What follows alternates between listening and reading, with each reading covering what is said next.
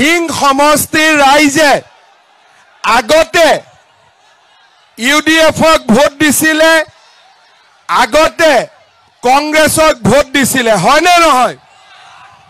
আগতে আমি ভাবিছিলোঁ যে দিল্লীত কংগ্ৰেছৰ চৰকাৰ হ'ব আৰু সেই কাৰণে আমি কংগ্ৰেছক ভোট দিছিলোঁ।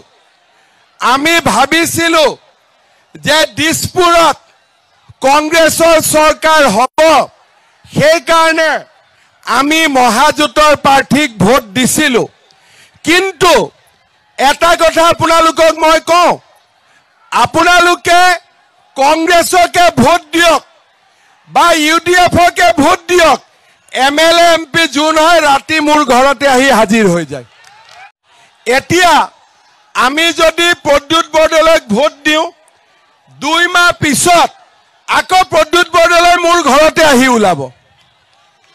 আকৌ আমিনুল ইছলামক যদি ভোট দিওঁ, 3 মাহ পিছত আকৌ আমাৰ ঘৰতে আহি ওলাব। ঠিক আছে? গতিকে ঘূৰি ঘূৰি বিজেপিত আঘাত কৰি আমি ডাইৰেক্ট বিজেপিত ভোট দিব লাগে, হয়নে নহয়? সেইকাৰণে কংগ্ৰেছ UDFক ভোট দি বিজেপিক ইনডাইৰেক্টলি ভোট দিয়াত কৰি ডাইৰেক্ট বিজেপিত ভোট দি দিয়ক, এইটো বেছি লাভ আছে।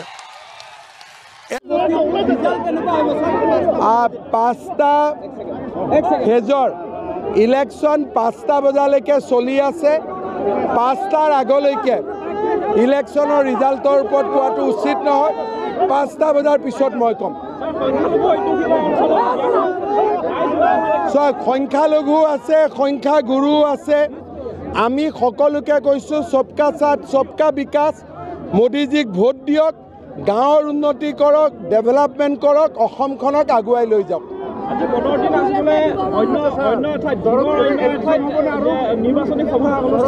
কোন জেগাত দেখক, বদৰুদ্দিন আজমলে নিজৰ কাম কৰক, মই নিজৰ কাম কৰিম, আমিতো জিকিমেই 100%।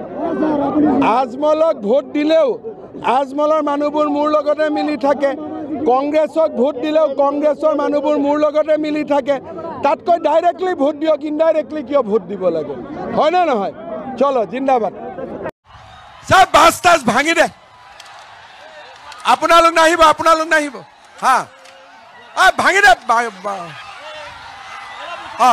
এতিয়া গানটো লগাই দিয়ক, এতিয়া গান লগাওক। এবাৰ মোদী চৰকাৰ, আকৌ এবাৰ মোদী চৰকাৰ, আকৌ এবাৰ মোদী চৰকাৰ, আকৌ এবাৰ মোদী চৰকাৰ। ৰূপহী আমাৰ অসম, ভাৰতীয়াৰ সোণৰ অসম, গঢ়িবলৈ